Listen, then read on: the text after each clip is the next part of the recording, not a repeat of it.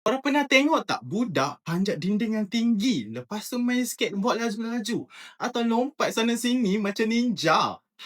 Itulah yang dipanggil sukan ekstrim kanak-kanak. Bunyi macam bahaya kan? Tapi sebenarnya kalau buat dengan cara betul dan selamat, aktiviti ni seronok gila dan banyak manfaat tau. Sekarang ni ramai budak tak nak duduk je dengan gadget. Mak ayah pun mula galakkan aktiviti yang buat badan bergerak dan jantung berdegup laju sikit. Sukan ekstrim ni maksudnya aktiviti yang perlukan keberanian, fokus dan kawalan badan.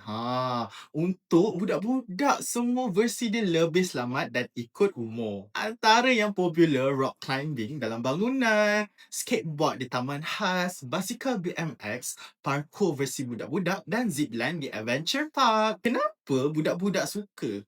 Sebab bila berjaya buat satu cabaran tu, rasa dia macam, weh, aku ni hebat sebenarnya. Keyakinan pun naik, badan jadi kuat dan belajar kawal rasa takut tu. Selamat ke? Ya, selamat. Kalau ikut peraturan, yang pasti kena pakai helmet, ada jurulatih dan dengar arahan sebelum mula.